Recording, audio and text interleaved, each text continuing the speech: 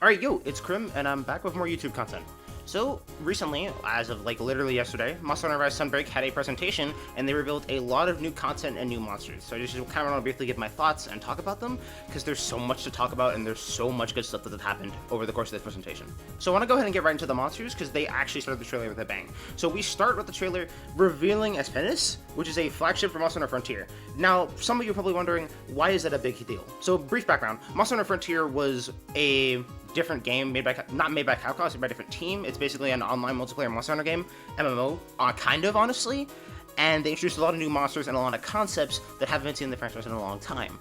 And the only Frontier monsters to make it in the main series were Hypnocatrice and Lavasioth.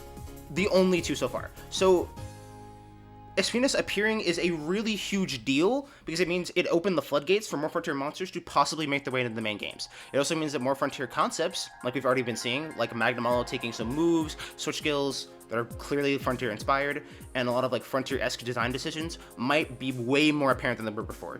And I think also by Twitter, like Kogaf, I think confirmed that we saw what the former Monster Hunter Frontier director and the credits for the PC version of Sunbreak, so clearly the Frontier team has some form of influence, and I can't wait to see what they do. Moving away from Espinus though, we also saw that Gormagala, Dabehomotor, Velociprey, Pyroraknakadaki, and Lucid Nargacuga were all revealed in this trailer.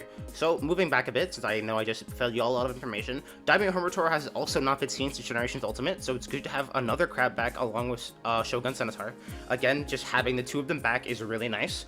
Velociprey has not been seen either in the new gen, which also might imply that Velocidromes might be back, but we know this might also not be the case since Jaggeris are in base Rise, but there is no Great Jaggeris.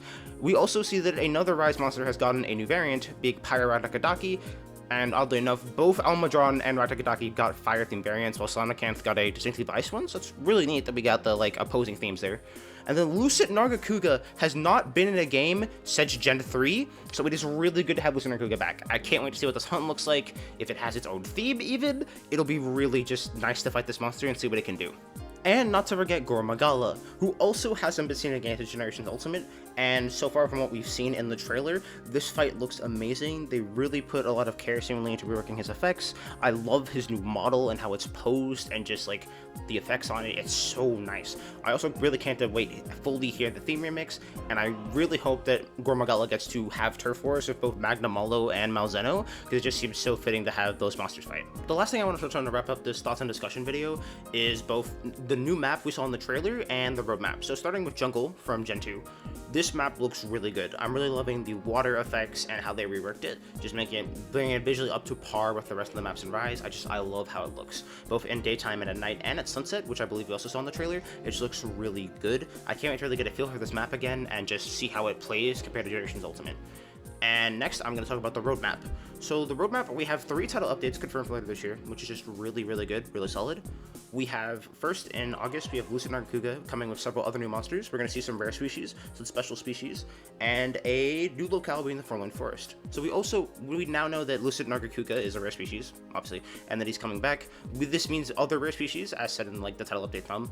We could see more of them. I'm hoping, for example, like, the Exploding Tigrex, I forget what its name is right now, but it was Tigrex from 4U, was a rare species. Really hope that it's able to come back. In fall though, we're getting more rare species and some subspecies monsters. And we're also getting powered up monsters, though we don't know what that means yet, and I'm interested to see what they mean by powered up. Like, are we doing Frenzy? Are we doing Apex? Like, what's the deal there? And then lastly, in winter, we're getting several new monsters. Again, we're getting special species and we're getting powered up monsters. So it'll be interesting to see what that entails and who's coming back and who's not. And then even into 2023, we're getting more title updates. And I just gotta say, I love how Sunbreak is looking so far. I think this has the potential to be a really, really strong Monster Hunter game and really clean up the mistakes of Rise. Because while Rise was good as a base game, it really lacked endgame, and Sunbreak seems to be really raising the bar and almost just building an actual endgame for us to play, and I'm really excited to just see what that looks like. I can't wait to play the demo in literally a few hours now at the time of recording this, in about 7. And yeah, I'm just super hyped for Sunbreak. But that's gonna be all from me. I'd really like to thank y'all for watching this video. If you like what you saw, consider commenting, subscribing, and just letting me know like what you think or what I could improve on. I'd really appreciate hearing from y'all.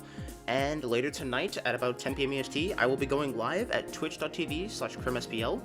and I'll link that in the description. We're going to be doing some labbing with the new weapons and the switch skills, and then we're going to be doing speedrun attempts for basically however long that can go. And after that stream, there will be probably speedrun attempts posted for the next few days, and I'll be doing that for a while, just grinding those runs where the game comes out. And assuming that all goes well and we don't get it to direct for the next week or two, I'll probably just keep doing that. But if we do get direct, then obviously I'll be addressing that, talking about Splatoon 3, because it'll inevitably be there, and whatever else shows up. So again, thank you all for watching. Bye-bye.